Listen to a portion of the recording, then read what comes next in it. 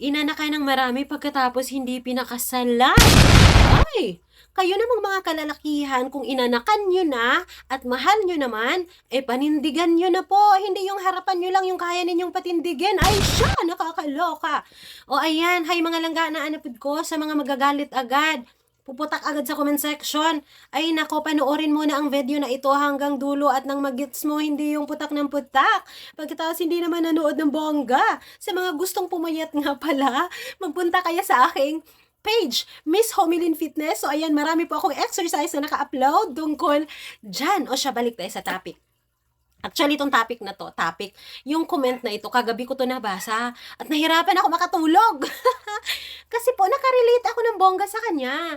Same po kami na dinaanan before kasi nag-live-in din po kasi ako. Ngayon, nakita ko po sa comment section, ang sabi niya, 20 years na po silang nagsasama tapos hindi sila kasal. Yung panganay niya, 19 years old na. Ay, nakakaloka. Tapos hanggang ngayon, nag-aantay pa rin siya kung kailan siya makasalan. Nakakalungkot naman.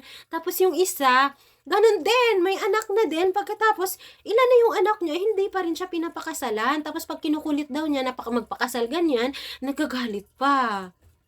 So, sabi niya, parang wala na daw pag-asa. So, alam nyo ba, yung ginagawa ninyo, deserve nyo rin naman yan.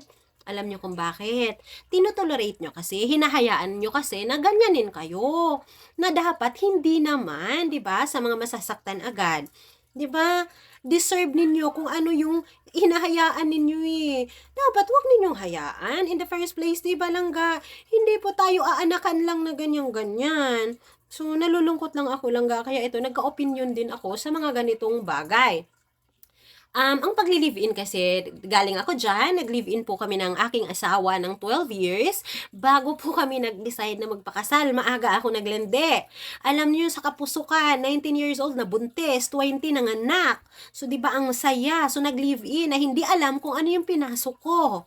So, ngayon lang ito, ang advice ko naman lalong-lalo na sa mga kabataan na nakafollow sa akin, mga langga, utang na loob, makinig kayo sa akin. Ito payong Ate Homilin ito ha. Ito, ano siya, seryosong payo. Wag na wag ninyong pasukin ang pakikipag-live-in. Kung gusto ninyo ng kasal.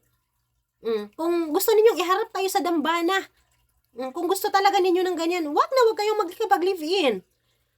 Kung makikipag-live-in naman kayo, ito naman dapat yung gawin ninyo. Kasi hindi ko naman dinidiscriminate yung mga nagli-live-in. Hindi ko dinidiscriminate, mga loka. Mamaya, magagalit kayo sa akin. So, ito yung akin, kung makikipag-live-in kayo, dapat alam ninyo yung consequences, yung mga mangyayari pag nakikipag-live-in kayo. Ito ba yung ano ba dapat ang mangyari sa akin pag ginawa ko to? Unang-una, pag nakikipag-live-in kayo langga, binigay nyo na ang lahat na parang wala lang. Buong pagmamahal, lahat, binigay mo na nang walang kasiguraduhan. So, ano bang mangyayari? Either pakasalan ka o iwanan ka. Ang maganda kasi sa pinakasalan, may habol ka. 'Di ba? Sa mata ng tao, sa mata ng Diyos, legal kayo. Kung hindi kayo kasal, ang dami mo ng anak, hindi ka pinakasalan, iniwanan ka pa, wala kang habol. 'Di ba ang saya? Yun ang nakakalungkot sa pakikipag-live-in. Pero kung tutuusin kayong mga kalalakihan, maasara naman ito yung mga kalalakihan dito. Kung hindi kayo ganun na lalaki, huwag kayong magalit sa akin, pektusan ko kayo. So, ito na nga. Kayo mga kalalakihan, kung mahal naman ninyo yung tao, pagkatapos inanakan naman ninyo, why not hindi ninyo panindigan? Pakasalan nyo naman. Diba kasi grabe yung pagmamahal sa inyo. Dapat nga matuwa kayo kasi merong isang babae na sumugal sa inyo na nakipag-live-in or sumama sa inyo kahit walang kasiguraduhan. Ganun sila katiwala sa inyo. Ganun kayo kamahal. Na sumugal sila ng bonggang-bongga. Pagkatapos bibiguin nyo, pagkatapos sasaktanin nyo. Huwag naman ganun. Diba? Kasi may mga magulang kayo, may mga kapatid din naman kayo. Ibigay nyo naman yung nararapat para sa babae. Hindi yung dinidihado nyo. Ano bang gusto ninyo? Diba? Nagkaanak na kayo, halimbawa. Ngayon, may anak kayong babae. Ano bang gusto ninyo mangyari? Na makita ng anak ninyo na hindi mo tinrato ng maayos yung nanay niya? Diba? Katulad sa akin, tinanong yung asawa ko ng anak ko, Pa, bakit hanggang ngayon yung mama ko hindi mo pinakasalan? Seryosong nagtanong yung anak ko. Ano nangyari dun sa tatay? Di gulat. Diba? Ito yan, lalaki pa yung anak ko Paano dun sa babae na anak? Bilang kayo ang magulang, maging magandang halimbawa kayo sa inyong mga anak na ganito dapat ang pagtrato sa kababaihan, pinapakasalan, iniingatan, minamahal. Para pag sila naman nagkaanak, nagkaasawa, 'di ba? Gagawin din nila 'yan sa kanilang mga anak. Nakikita sa inyo, nilive-in mo lang yung nanay niya hanggang sa pagtanda. Paano yung respeto magiging? Paano, 'di ba? Sasabihin lang yung anak, si mama nga hindi naman pinakasalan. Nakakalungkot siya, 'di ba? Bilang isang magulang, maging magandang halimbawa ka sa anak mo. Hindi yung anak ka lang ng anak. Pagkatapos hindi mo mapakasalan, ang mura lang magpakasal, oy! Kakaloka. Alam niyo ba, ang pagpapakasal, napakamura lang po niyan. Punta lang kayo dun sa mayor, walang bayad. Pag February, may libreng kasal, may libreng gown pa yung iba. Maraming ganun. Kung gusto may paraan, kung ayaw may dahilan. Nang liligaw ka pa, ano sabi mo? Oh, mahal, susungkitin ko yung mga bituin sa langit para ialay sa iyong harapan, sa iyong kagandahan, lintian. Ay, nakakaloka lang ga. At alam niyo kung bakit ako nag-react dito sa ganyan? Kasi pinagdaanan ko yan. Kasi noon, ito mahabang kwento-kwento, panoorin ninyo hanggang dulo. Nabuntis kasi ako ng maaga, 19 years old. Dinala ako ng asawa ko sa pamilya niya, sa side niya, kasi doon nga kami magpakasal sana. Abay, si dinuro-duro ba naman ako ni Piso, hindi daw ako gagastusan. Di tumanim yun sa utak ko, wag. Kung ayaw niya sa akin, wag. Nagmalaki rin ako. Wag. So, tumanim yun sa utak ko na, di bali na. Okay lang sa akin, walang kasal. Basta ang importante sa akin, mahal ako ng asawa ko, may anak kami, okay lang. Kahit hindi mo naman siya asawa, di ba? Kasi hindi kayo kasal. So, nakakalungkot. So, ngayon tiniis ko yun, hinayaan ko, naging bato yung puso ko ng ilang taon. Hinayaan ko lang, bala ka dyan, ayaw pakasal, wag. Pero yung asawa ko, hindi na siya nag-o-open doon kasi parang nainsulto pala siya sa ginawa ng magulang niya. Pagkatapos, syempre, noong mga time na yon, hindi pa talaga namin priority ang magpakasal kasi wala pa naman kaming pera. Tapos mga bagets kami langga. Kailangan pa ng consent ng magulang. Ang hindi kami pwede magpakasal. 19 ba naman at 21? Mga pasaway kasi kami noon. Ngayon lang, ganun tumatagal na. Doon ko na naramdaman yung sakit. Kasi pag pupunta ka ng SSS, may kukunin or ganyan, nakakalungkot, nakakainsulto pala siya kasi magsusulat ka doon, live-in ka lang. Pagkatapos, ang nakalagay pa doon, kailangan pa ng letter na nanggaling sa iyong live-in partner na pinapayagan mo si live-in partner mo na asikasuhin mo si ganyan.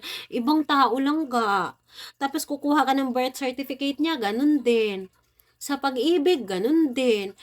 Nakaka-insulto siya at pala siya, hindi pala siya maganda nung tumagal na. So, nasasaktan na ako nung punto na yon. Pero dahil mayabang ako, hindi ko sinasabi sa kanya. Tahimik lang ako, bala ka dyan. Wag. Ganun ako lang ga. Kasi nung time na yun, inisip ko, makipaghiwalay lang ako. Kasi nag-iisa lang naman yung anak ko. Sabi ko, maghiwalay, wala namang problema. Total, broken family rin naman ako. So, okay lang. Ganon yung ko noon. So, habang tumatagal, tinitiis ko lang siya langga habang nag-abroad-abroad na ako hanggang sa hindi na talaga namin na-prioritize ang kasal. Ngayon, nung time na yon, nung pagka 12 years na, nag-decide na ako noon. Sabi ko na, pag hindi pa ako pinakasalan nito, hihiwalayan ko na to. Yun na lang ga. Diretso na yun ha. Nasa abroad pa ako noon. Tapos, nasa abroad pa ako, nagme-message na yung asawa ko, tumatawag na, mamang, pag uwi mo, magpakasal na tayo. So, nagtaka ako. Bakit? Ano meron? So, ganun na. So, nung nag-alok na siya, natuwa na ako kasi pangarap ko eh. Diba? Nakakaloka. Diba? Ang kaya na yung pangarap mo, nangyari na. So, gagawa ako ng part 2 para sa video na ito. Tungkol naman sa amin, sa mag-asawa, paano inalok ng kasal, ano nangyari, ganyan-ganyan. Para may exciting part naman. Ang anuhin lang natin ngayon is ito nga. Ang pinapayuhan ko lang yung mga kababaihan na huwag po ninyong hayaan na i-underestimate, ibaba kayo ng mga kalalakihan. Hindi po natin deserve yun. Lahat tayo deserve na mahalin, alagaan, at pakasalan. Yes? Deserve po natin langga. Walang sinuman ang hindi deserve nun. Lahat tayo. Ngayon, kung wala namang kakayahan na mamahaling singsing, wala namang kakayahan mamahaling kasal, wala namang problema. Kumain lang sa turo-turo pagkatapos ng kasal, wala namang problema, maging practical. Pero ang maganda, dapat pag-usapan na mahal. Yung wedding ring natin, yung sa bubot lang na kindi. Kindi yung bubot na fake na singsing, walang problema yon. As long as pinagkasunduan ninyo at sa buong puso naman ninyo, nagmamahalang kayo, it doesn't matter. Napa-English. Diba? Walang halaga. Yun nga lang, syempre maging tapat, open communication. Kasi yung isa pala gusto ng mahal na singsing, yung isa pala ayaw. So, dapat pinag-uusapan din para walang samaan ng loob. Kasi hindi naman mahalaga kung gaano ka-engrande, ganyan. Ang importante lang naman, ihaharap kayo sa pari or sa mayor ba na may malinis na puso, na nagmamahal na puso, na handa mong isurrender yung buong pagkaikaw sa taong mahal mo. Diba yun lang naman yung mahalaga dahil kayo naman ang magsasama. It doesn't matter kung wala kayong handa. Kung saan kayo kakain pagkatapos walang problema yun kasi kayo ang magsasama habang buhay. Nakakatuwa. Kung ano pa nga yung mga simpleng kasal, yun pa yung mas maganda. Ay, bongga. Pero, di ba lahat naman ng babae, din nangangarap din naman ng bonggang kasal. Pero kung hindi naman kaya ng partner mo, di ba matuto din tayong makontento kung ano lang yung kaya lang naman. Lalo na sa mga nagsasama na. Ang importante lang naman legalidad. Lalo na sa mga anak na maging mabuting halimbawa tayong mga magulang sa ating mga junakis. O di ba? Yun lang naman ang mahalaga. Huwag na tayong maghanap na, 'di ba? Ako naman hindi rin naman ako naghanap, binigay niya na kahit naman sabi ko parang hindi ko naman deserve. Ay, may pa ganun umarte si Inday sa dulo. O 'di ba sabi ko parang hindi ko naman deserve pa pang na gano'n. Eh sabi niya deserve ko daw. Pero may kwento ako sa buhay namin langga. Panoorin niyo, mga loko kayo. So ayun nga. 'Di ba? Ang importante maging isa kayo sa mata ng tao, sa mata ng Diyos, sa mata ng batas na legal po tayo, 'di ba? Legal na pagsasama. O okay lang 'yan. Kung 'di ba? Wala namang problema ito ha kasi mas maganda nga yung pareho din kayong wala, 'di ba? Tas magtutulungan kayo para umangat sa buhay. Maganda din naman 'yun. Yun nga lang iba-iba lang kasi yung ating mga estado sa buhay. Katulad kami, nagsimula naman kaming walang-wala at hanggang ngayon wala pa rin naman. Walang nagbago. Ay, sus Ginoo. Kailan pa ba magbago? Yung attitude ko lang ata. So, ayan na nga. Naikwento ko lang din dito lang gana. Nalulungkot lang po ako sa mga kapwa ko kababaihan na dinadanas nga yung ganito. Ngayon, ito sa inyo ha, mag-isip kayo. Kausapin ninyo ng mabuti yung partner ninyo na pakasalan mo ba ako, ganyan. Ngayon, kung tanggap mo naman na hindi ka pakasalan habang buhay ka lang common law wife, live-in partner, nasa sayo yan kung tanggapin mo. Ngayon, kung hindi mo kayang tanggapin, di maghanap ka ng taong deserve para sa'yo na kaya kang pakasalan. 'Di ba? Kasi kung hindi kanya kayang pakasalan, ang ibig sabihin yan, hindi kanya talaga 100% na mahal, na hindi kanya kayang panindigan ni. So, nasa sayo yan. It's your choice, so choose wisely. So, ayun lang naman yung aking maipapayo. Sa mga kalalakihan na mabuyasit sa akin, ay, kung hindi naman kayo ganyan, abay, bakit kayo magagalit sa akin? Kung gaganunin ko kayo, 'di ba? Dapat intindi-intindi din. Hindi yung galit-galit ka agad, hindi nyo naman pinanood hanggang dulo yung aking video. Sasabihin, ay, ang yabang naman ni ganito.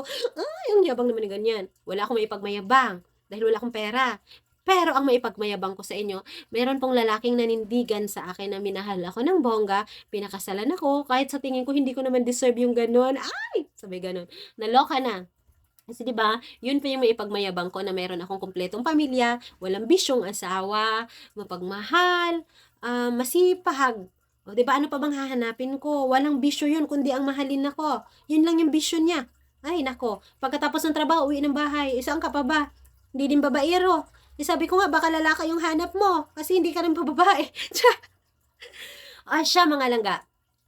Eto ha, kung nanonood kayo hanggang dulo, sana naintindihan ninyo yung aking mga pinagsasabi dito. At sana wag sumama yung loob ninyo. Pero kung sumama yung loob ninyo, ay wala po akong pakialam, problema ninyo yan. Kasi wala naman po akong masamang tinapay sa lahat ng pinagsasabi ko, kundi pawang concern lang, pawang advice lang, lalong-lalo na sa mga kabataan. So, ayan. Ngayon, ganito, kung nanonood kayo hanggang dulo sa video natin, i-comment nyo naman dyan sa baba, halaga. So, ayan, napakasimple lang ga, halaga. Lahat po kasi tayo may halaga sa mata ng tao, lalong-lalo na sa mata ng Diyos, may halaga po tayo. Kaya wag nating hayaan na ibaba tayo ng kung sino man. Okay, mga langga? Gets? O siya, daghang salamat sa inyong pagtanaw. Hangtod sa sunod nga kwento-kwento, panoorin niyo yung part 2 bukas. Yung part 2 nito, hangtod sa sunod, Mara. Bye-bye! Mwah!